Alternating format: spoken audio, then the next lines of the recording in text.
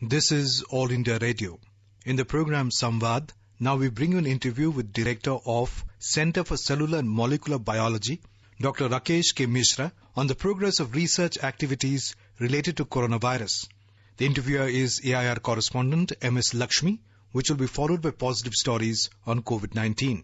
Namaskar. We have been fighting with the coronavirus for the past 3 months or so, and various scientific and research laboratories are doing their work in a very progressive manner across the country. Dr. Rakesh K. Mishra, tell us how far we have progressed in terms of genome sequencing of coronavirus. We have sequenced more than 200 genomes of the coronavirus, different isolates. And in addition to that, other places have deposited around 50 odd sequences. So we have 250 number, which is a good number. So we can make some inferences from this information. Although we would like to have more genomes, and coming week we will have at least equal number, which is around 200 or 300, will help us in understanding more about the dynamics of this virus. Having said that, from whatever we have done so far, it looks like there are unique mutations in this virus, as is expected, because this is a highly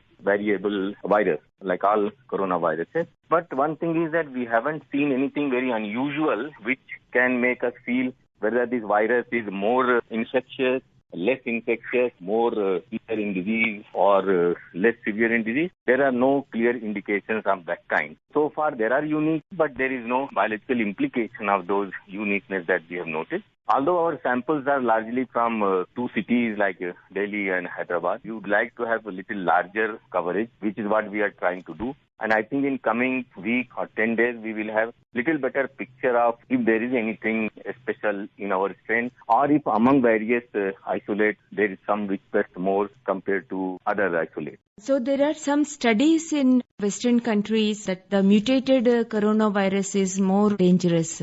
You did not find anything such sort in our samples in Indian context and Indian strain? Those are reports that you are talking about. They are unconfirmed reports with not a very high quality and reliable data. Those are just speculations. Yeah. There is no strain of virus known to be more dangerous than any other virus, this isolate that are going around. Nobody has found it, but that doesn't mean it will not occur, because it's constantly changing. One day it may come with a little better or worse disease symptoms. Actually, culture of coronavirus in laboratory conditions, which has no life. Can we say that there is no life and only cultured cells of corona? And after that, what are the observations made over them? So viruses without any cell, they are not living. They are just particle, packet of protein and lipid. In that packet is a RNA molecule in this case, and they will wait till they find a cell in which they can grow. Similarly here, this virus, unlike bacteria, fungus, that can be grown in if you give them food and medium. These require cells to grow. So that's why it is little bit tricky to study these viruses. So we have now managed to establish the cell culture for this virus. In fact, we are now setting multiple cell cultures, which means cells of one kind in which virus will show certain features, then bring the cell of another kind. So now we have agreement with the company that brings the cells of human lung epithelium, which is exactly the tissue where this virus actually infects. So we are growing in those cells, and we are also growing in commonly used cells for coronaviruses. These are called Vero cells. These are African green monkey kidney cells. We have established now this culture, and virus is growing well. So this helps us do few things. One is now we can grow more big quantity of virus, so it can be used for vaccine, or it can be used for serological testing. Other thing which we have begun setting up, and we can also now, since the virus is growing in the cell, we can use drug candidates and ask if the drug will inhibit the growth of the virus in the culture. We have started testing some potential drugs which are suspected to be anti-COVID, and these are very fast tests. So in a few days we can figure out if the drug will work or not against the virus. Then this gives a very good handle, so that company or organization who has made this potential drug can go to human trials or human studies, because now you can see that in the cell it is working. And if it is not working in the cell, that means it's not going to work in the human also, so you can move on and look for other large. So have you transferred these cultured cells for vaccine or trials for vaccines? The way this is done is that you grow the virus and then inactivate the large quantity of virus and make that as a vaccine material. So we are now collaborating with the companies because we need many alternatives, many options. We are interacting with 2-3 companies who will take various routes of making the vaccine of the virus. Yeah. So we have begun that because we have now large quantity of virus in the lab in safe conditions. So can we understand that the process for making a virus with the help of this cultured cells has begun? Yeah, it has begun very much, and we are having the sufficient quantity of virus to do many other experiments. And also, as I said, the cell system in which we can test new and potential treatments or drug options. One more thing, actually, earlier you have simultaneously begun the validation of various Ayurvedic or traditional components, the capacity of fight against COVID. Was there any progress about that? After establishing the system, we have started first testing 2 drugs which are used for other diseases because it is easier because their toxicity and everything is already known, so it is faster to bring them in use. These are called repurposing of drugs. Ayurvedic drugs, we are in discussion because these things take little time now since system is in place. Yeah. So I hope that in coming week, 10 days time, we should be able to test at least few Ayurvedic formulations, see if they are having anti-COVID. We are in conversation with various people who have that. Right now you are trying only 2 drugs for repurposing of those medicines. Correct. That is just the beginning. One drug for which there are trials going on elsewhere in the US and in India also, CSIR is planning to have a trial of that, is a drug called colchicine. This drug is used against in some cancer, some gout kind of thing. We are testing that. So because that is our CSIR, another drug is developed by INMAS, this DRDO research laboratory. They had very good indications for that, so we gave priority and we are testing. One more thing, in Telangana, actually you are a member of the high-level committee who is monitoring and kind of a nodal committee. What is the present testing? Earlier you have suggested some pooling of samples and other things that was closely considered by the authorities also at the government. And right now, actually in between the number of positive cases have come down, but still now it is going up again. Is there any possible change in the strategy of testing these samples? Proposed pooling of the samples. If the frequency of positives is less than 4-5% or 3%, then you can do pooling and that helps a lot. It does save material several fold and time. And we have been doing that. In fact, in Telangana, in 12 districts, the frequency is low. So if samples come from there, we pool and test, pool 5 in one and do testing. So we save 3 to 4 times the reagents and we can do more tests. And you're right that in past few days we were seeing less cases, but for some reason number of tests that were carried out were less. So I think that is a reflection of that. And now we are seeing more tests and even the samples that we are getting test is, the positives are more, so we cannot do pooling. I think these are small ups and downs. If by chance you collect samples where there are more infected persons, the number may come. So we don't have to analyze too much day-to-day samples. But the best thing is to test large numbers so that we have better view of where infection is, where it's spreading or where it is not spreading. Because then you can have very good way of relaxing the lockdown. Lockdown has to be relaxed because people have to move on with life. If we say that this area or this group has more activity and also we can take more informed decisions, that will be helpful. If we don't do that, then we are depending on chance and it may lead to more difficulty to people. Exactly rightly how you put it about the lockdown and relaxations of lockdown. Maybe observing that many people are traveling, especially migrant workers and other travelers who were held up in different parts of the country. And once the movement has begun, I don't know whether it is directly related or not, but the number of positive cases, especially those green zones, also going up slowly. So in this context, what will be your suggestion to detect the positive case immediately and isolate them for treatment? One good thing about this infection is that most people don't need treatment actually. Maybe up to 80% of the people don't need to go to hospital even if they are infected. If 100 people are infected, 75, 80 will not even know that they are infected. but they will be spreading because they can spread without symptoms also. So it's good to know that somebody is carrying infection, although person may be asymptomatic, that means no disease symptom at all. That is a good thing, but that is also a problem because without knowing I am carrying the virus, I am spreading, although nothing happens to me, but some other person may be more compromised health condition or the tool, they may suffer. So that is why extensive testing is extremely important. Now, testing doesn't mean, so one of the problem which we have to work on is that if somebody is corona positive, then person is socially considered different and there is stigma attached. There is nothing like that. Yet another virus like common cold, we will live with this virus now in coming years, there is no problem at all. That is something, some education that has to be spread in the society. And you have seen the problem that healthcare workers face. So that is something which we have to work on. Now, migrants, that has been the biggest tragedy of this disease. The hardship and difficulties that these people who are the backbone of our economic system, because in India that is very large number, they are unprotected and they suffered a lot. So I think that is something which as a public and as a government, as a system or industry, we should look after, because they are most vulnerable. They cannot do social distancing, they cannot do hygiene. If you don't have a proper, how will you look for anything else? So that is why there is a big risk. If these people move in a large number, then spread into villages or smaller towns which are not affected so much. In India, most of the infection is in the major cities by and large. So if this spreads into villages, then nearby hospitals will have less facilities and that will lead to a problem. So that is why the ideal is to protect the interest of such workers, make them stay where they are and provide them some livelihood of some sort so that movement is less.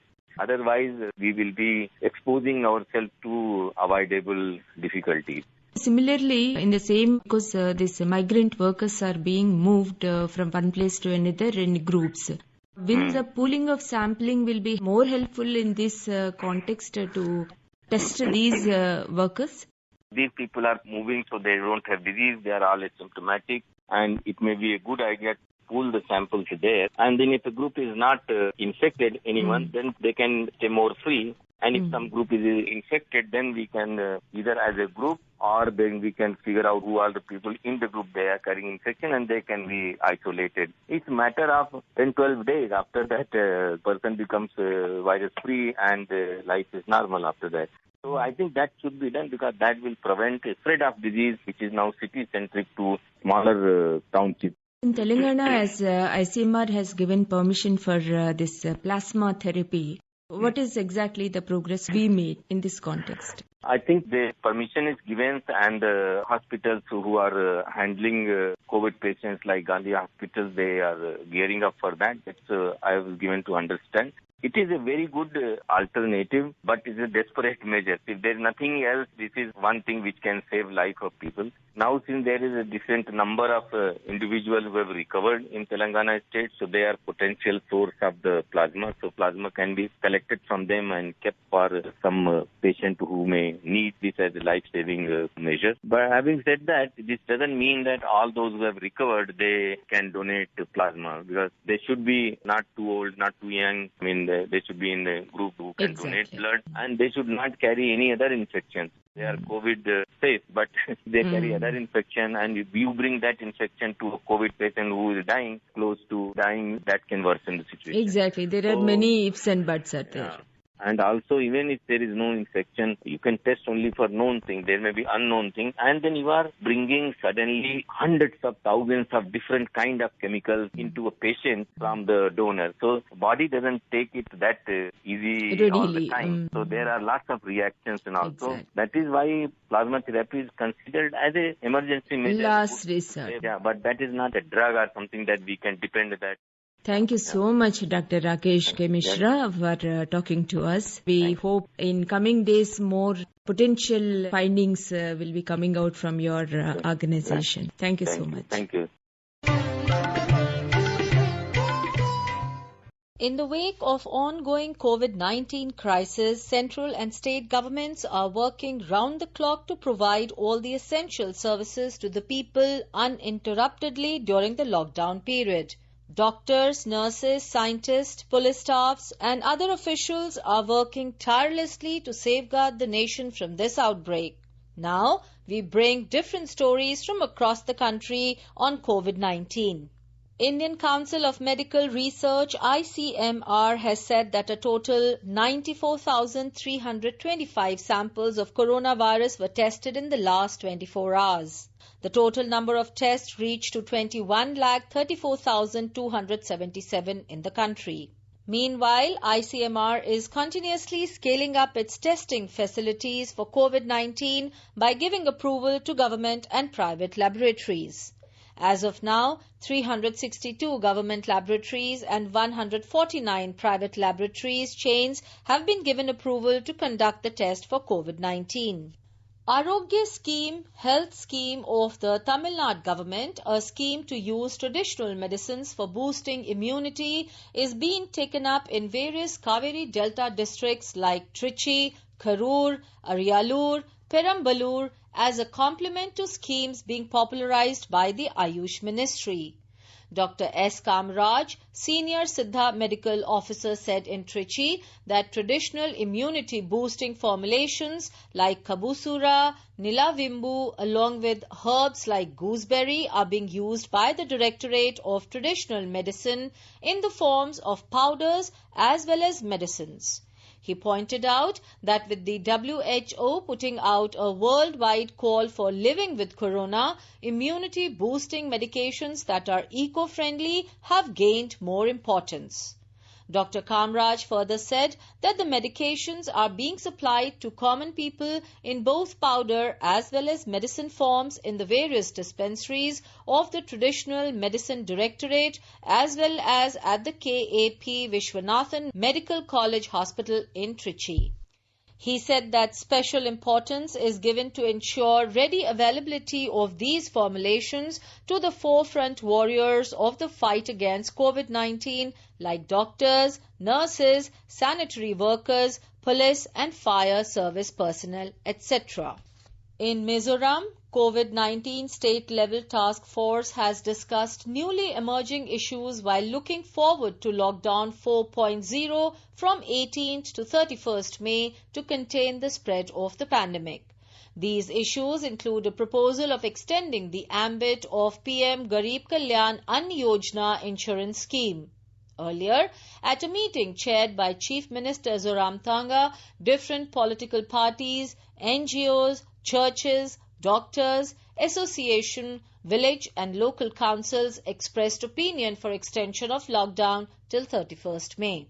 In the meeting of various task forces at the Civil Secretariat in Aizawl yesterday, Chief Secretary Lalnunmavia Chongu, who is also the chairman of the COVID-19 State Task Force Group, highlighted the issues in view of the further extension of lockdown and adoption of new guidelines. Officials said some members of the state task force suggested that the volunteers working with locality and village level task forces need to cover under the insurance cover along with the frontline workers. Suggestions were also put forward to provide insurance cover to government servants who are deployed to fight the pandemic. Officials said it was decided that the task force group on insurance will take up these issues soon. Officials further said this was also reported that 51 churches in Aizawl have decided to allow church premises into quarantine centres to facilitate the returnees from other states. Also, 81 people from Jharkhand were sent home from Mizoram. Scientists at CSIR Central Mechanical Engineering Research Institute Durgapur have developed 2 mobile indoor disinfection sprayer units to combat COVID-19. Science and Technology Ministry said these sprayers are equipped with mopping features and extendable arms to reach hidden area and clean comprehensively.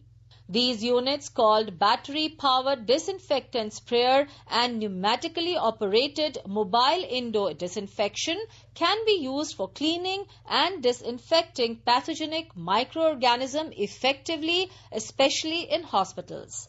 These can be also used to clean and disinfect frequently touched surfaces such as tables, doorknobs, light switches, countertops, handles, desks, phones, keyboards, toilets, sinks, and cardboards. Scientists at the International Advanced Research Center for Powder Metallurgy and New Materials (ARCI) and Sri Chitra Tirunal Institute of Medical Sciences, Thiruvananthapuram, have jointly developed new generation iron manganese based alloys for biodegradable metal implants for use in humans. These biodegradable materials, which can participate in the healing process and then degrade gradually by maintaining the mechanical integrity without leaving any implant residues in the human body, are better alternatives to currently used metallic implants which remain permanently in the human body. Based on the impressive results, the ARCI team is certain that the newly developed alloys are suitable for biodegradable stent and orthopedic implant applications. In vivo and in vitro studies are being planned at Sri Chitra Tirunal Institute of Medical Sciences by the team. The Indian Performing Rights Society (IPRS) has announced the release of an additional tranche of emergency relief fund for its members facing financial crisis during the nationwide lockdown amid coronavirus pandemic. The fund will support around 3,500 writers and composers in the music fraternity across the country whose livelihoods have been deeply impacted by COVID-19. Veteran lyricist, writer and chairman of IPRS, Javed Akhtar, urged everyone to come forward and help others in this time of distress. Renowned lyricist and director of IPRS, Samir Anjan, said he is glad that the organization has taken this initiative to support the members and help those who have been deeply impacted. The second phase of the Vande Bharat mission to bring back stranded and distressed citizens to India in the time of the pandemic begins today and will continue till the 22nd of this month. In this phase, Indians from 31 countries will be brought back. Till now, over 1,88,000 Indian nationals have registered for return on the portal. At least 39 flights have been scheduled from the Gulf countries in the second phase. 11 flights have been scheduled from the United Arab Emirates. Our Dubai correspondent reports that 177 distressed Indians will be brought back in the Dubai to Kochi flight today. More than 100 women and medical emergency cases have been given priority along with distressed workers. Consul General at Indian Consulate in Dubai, Vipul, said that care has been taken to accommodate women in advanced stages of pregnancy, medical cases and other distressed Indians. He said that more flights will be arranged in coming days to send back distressed Indians. And today we have this flight to Kochi in which there are lots of distressed people who are there. We have 75 pregnant ladies who are going on this flight. There was a lot of pressure, pregnant ladies who wanted to go back, so we thought that we should accommodate as much as possible in this particular flight. We also have flights coming on this week, total 11 flights that will be going this week from here to India, and we will try and accommodate as many distressed people as possible. For other parts of India, there are flights and there will be a lot of focus on workers who can go in these flights. Overall, last week in the first phase, we sent about 2,000 people from here. The first phase saw the repatriation of nearly 5,000 distressed Indians from the Gulf countries in 29 flights. More from our Thiruvananthapuram correspondent. The first flight to arrive is from Dubai, carrying nearly 177 passengers, which is scheduled to land in Kochi International Airport by today evening. The flight from Abu Dhabi, carrying nearly 187 passengers, will be reaching Kozhikode by 11:30 p.m. tonight. The third flight is also from Abu Dhabi, scheduled to arrive in Thiruvananthapuram today at 10:40 p.m. All the three airports are fully prepared for medical screening and transfer of passengers to quarantine centers. Meanwhile, as the COVID cases are on a rise in Kerala lately, with more returnees turning positive, the surveillance across the state boundary is intensified. The worst hit Wayanad district is in high alert. Presently, 80 active COVID-19 cases are there in the state. As Kerala faces the unprecedented financial crisis in its history amid COVID-19, the state finance minister Thomas Isaac said that cutting on expenditure and stringent financial planning will be done, along with requesting centre to enhance the credit limit to the state to tide over the crisis. Mayusha from Thiruvananthapuram. The Maharashtra state government is leaving no stone unturned in containing the global pandemic. Efforts are on to fight the situation. Following Ayush Ministry's guidelines that homeopathic medicines could be effective in the prevention of novel coronavirus infections, many areas in Mumbai and Pune are being administered the immunity booster medicine Arsenicum album 30. Considering the high number of patients, state government has constituted 2 committees for better coordination. More from our Mumbai correspondent.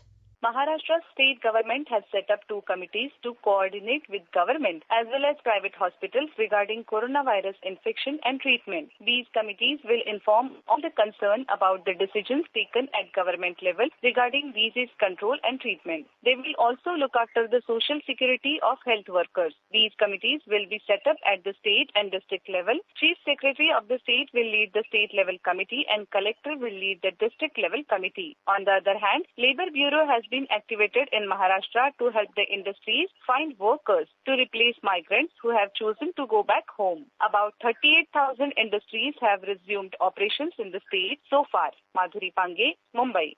In Chennai, the city civic body has begun distributing 50 lakh free masks to all living in dense pockets to ensure safety protocols. Every person in the crowded regions will be given 2 reusable masks, each to prevent the regions from serving as the COVID-19 hotspots. Immunity boosting Siddha formulations are also being given to people in select pockets for 10 days continuously where the disease prevalence is high. More from our correspondent. The Tamil Nadu government has issued orders that all its offices would function from tomorrow for 6 days a week, including Saturdays. All Group A officials have to attend office every day. Group B and C staff will be segregated into 2 groups and they need to come to office in rotation. The attendance plan is devised in such a way that each group comes to office for 2 continuous days followed by 2 days of break, during which time the other group will attend the office. They are asked to work from home while not coming to the office. This is to help maintain social distancing and to keep the attendance in offices at about 50% of their total strength. The staff have been assured of transport arrangements. It is clarified that the other offices dealing with essential services like health, police, district administrations, treasuries and local bodies will follow the already existing practice. Jai Singh, Chennai. In Gujarat, the dairy sector has welcomed the package announcement for the animal husbandry sector during the lockdown. Country's largest dairy brand Amul said the financial outlay for dairy infrastructure would help add about 5 crore litre extra milk processing capacity in the country. A report. The Managing Director of Gujarat Cooperative Milk Marketing Federation, R.S. Sodhi, lauded the announcement of Dairy Infrastructure Fund. He said with this fund, around 4 to 5 crore litres of extra capacities can be built in the country, which will help create more jobs in rural India. Mr. Sodhi said when people are migrating to villages during the lockdown, it is very important to create new jobs there. This 15,000 crore infrastructure fund, I think we can build around 4 to 5 crore litres extra capacity. Extra capacity in organized sector means more jobs, more livelihood, especially in the rural India. So for this 5 crore litres, approximately 30 lakhs extra jobs, source of livelihood will be provided in the rural India. This is required today, especially when lakhs of people are migrating to the rural India from the urban sector. And animal husbandry is such thing which you can have without land also. Landless labor can also go for milk production by keeping cows and beef. Mr. Sodhi also appreciated the fund for small entrepreneurs in food sector. Aparna Khun, Ahmedabad. With this, we conclude our program. Please take care of yourself and your family. Stay safe and follow the advisories of the government. You were listening to an interview with Director of Center for Cellular and Molecular Biology, Dr. Rakesh K. Mishra, on the progress of research activities related to coronavirus. The interviewer was AIR correspondent M.S. Lakshmi, followed by positive stories on COVID-19. This program was produced and presented by the News Services Division of All India Radio. You can listen to it on your mobile app News on AIR. This program is also available on the website newsonair.com. You may email your opinion about this program at airnsttalks@gmail.com.